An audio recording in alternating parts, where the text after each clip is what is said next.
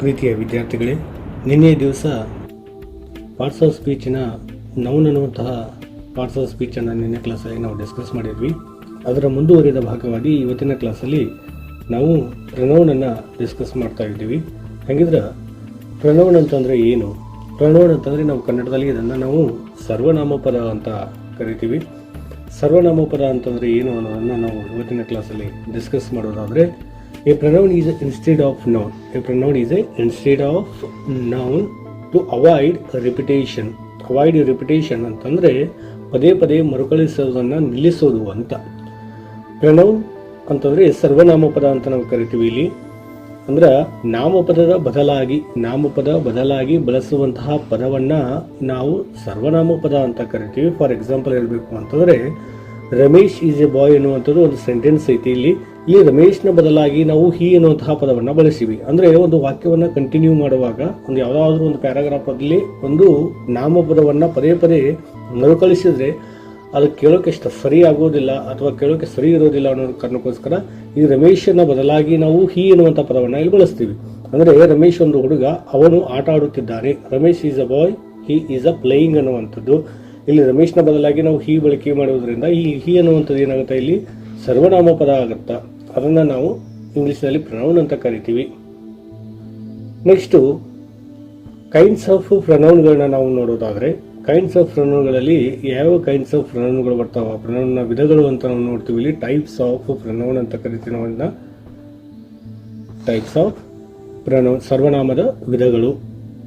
The first kind of pronoun ಅನ್ನು ನೋಡೋದಾದರೆ personal pronoun ಅಂತ ನಾವು ನೋಡ್ತೀವಿ. ಇಲ್ಲಿ ಪರ್ಸನಲ್ ಪ್ರನೌನ್ ಅಂತಂದರೆ ವೈಯಕ್ತಿಕ ಸರ್ವನಾಮ ಪದ.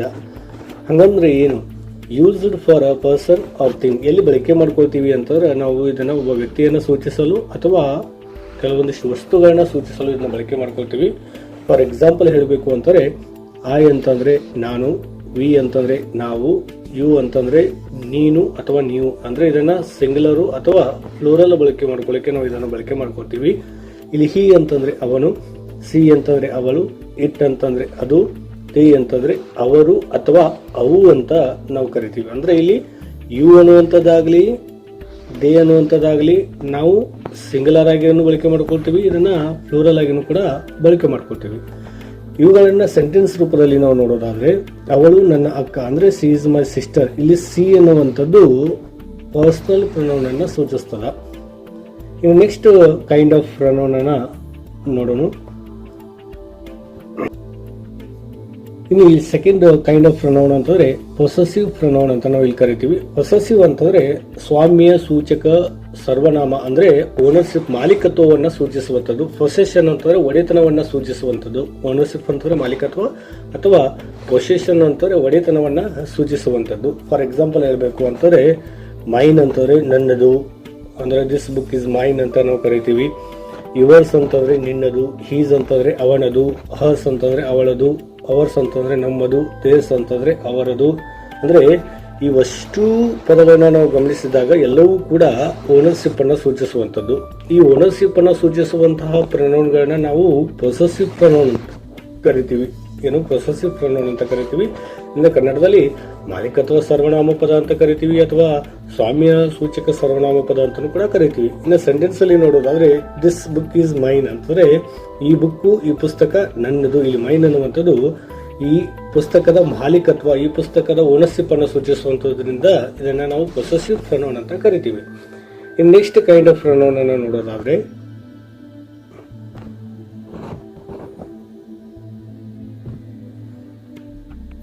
ಇಲ್ಲಿ ಗಮನಿಸ್ರಿ, ಕೈಂಡ್ ಆಫ್ ಪ್ರನೌನ್ಸ್ ಗಳಲ್ಲಿ ಡೆಮಾನ್ಸ್ಟ್ರೇಟಿವ್ ಪ್ರನೌನ್ಸ್ ಅಂತ ನಾವೇನು ಕರಿತೀವಿ. ಡೆಮಾನ್ಸ್ಟ್ರೇಟಿವ್ ಪ್ರನೌನ್ ಅಂತಂದ್ರೆ ಸೂಚಕ ಸರ್ವನಾಮ ಪದ ಅಂತ.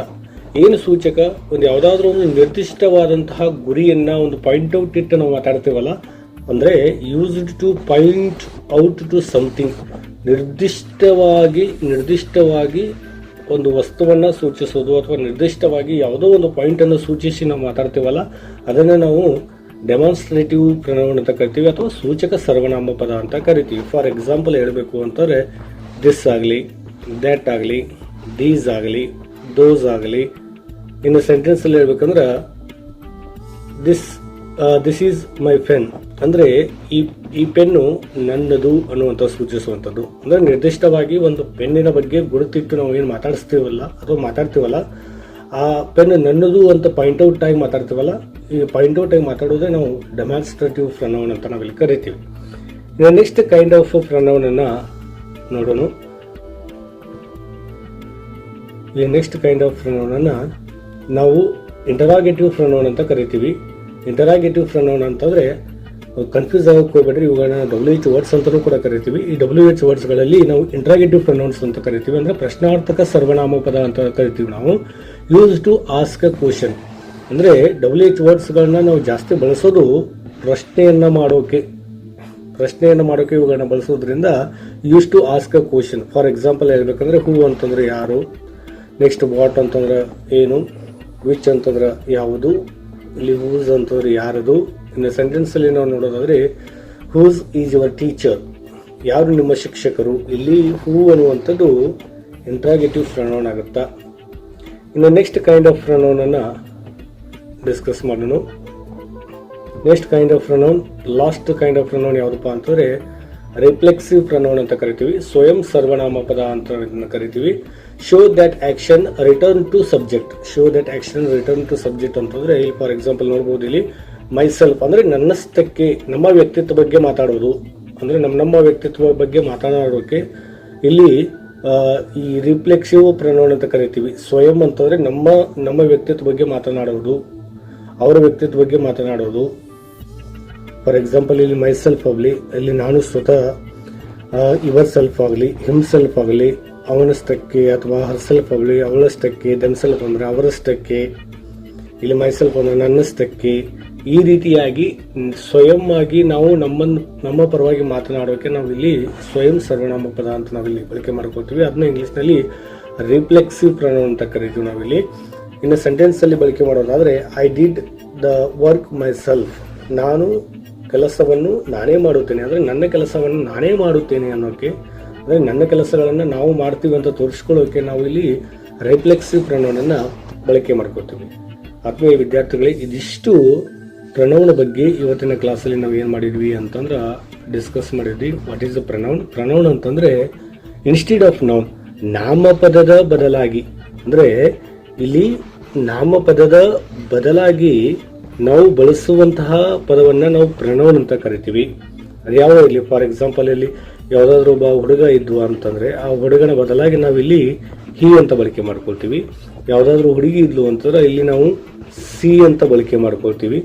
ಈ ರೀತಿಯಾಗಿ ಒಂದು ಹುಡುಗ ಆಗಲಿ, ಒಂದು ಹುಡುಗಿಯ ಬದಲಾಗಿ, ಅಥವಾ ಒಂದು ವಸ್ತುವಿನ ಬದಲಾಗಿ, ಅಥವಾ ಯಾವುದೋ ಒಂದು ಪ್ರಾಣಿಯ ಬದಲಾಗಿ ನಾವು ಬಳಸುವಂತಹ ಪದಗಳನ್ನು, ಫಾರ್ ಎಕ್ಸಾಂಪಲ್ ಹಿ ಆಗಲಿ, ಸಿ ಆಗಲಿ, ಇಟ್ ಆಗಲಿ, ದ್ಯಾಟ್ ಆಗಲಿ, ದೋಸ್ ಆಗಲಿ, ದೀಸ್ ಆಗಲಿ, ಮೈಸೆಲ್ಫ್ ಆಗಲಿ, ಹರ್ಸೆಲ್ಫ್ ಆಗಲಿ, ಹಿಮ್ಸೆಲ್ಫ್ ಆಗಲಿ, ದೆಮ್ಸೆಲ್ಫ್ ಆಗಲಿ, ಇಲ್ಲಿ ಯಾವುದೇ ರೀತಿಯಾದ ಪರ್ಟಿಕ್ಯುಲರ್ ಆಗಿ ನಿರ್ದಿಷ್ಟವಾಗಿ ವ್ಯಕ್ತಿಯನ್ನು ಸೂಚಿಸುವುದಿಲ್ಲ.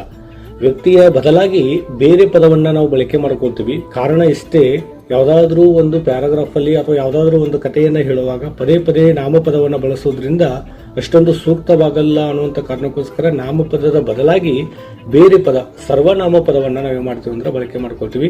ಇದಿಷ್ಟು ಸರ್ವನಾಮ ಪದ ಅಂತಂದ್ರೆ ಏನು, ಸರ್ವನಾಮ ಪದ ವಿಧಗಳನ್ನ ಇವತ್ತಿನ ಕ್ಲಾಸಲ್ಲಿ ಡಿಸ್ಕಸ್ ಮಾಡಿದ್ವಿ. ಮುಂದಿನ ತರಗತಿಯಲ್ಲಿ ಮತ್ತೊಂದು kind of parts of speech ಅನ್ನು ಡಿಸ್ಕಸ್ ಮಾಡೋಣ. ಎಲ್ಲರಿಗೂ ಒಳ್ಳೆಯದಾಗಲಿ. Thank you.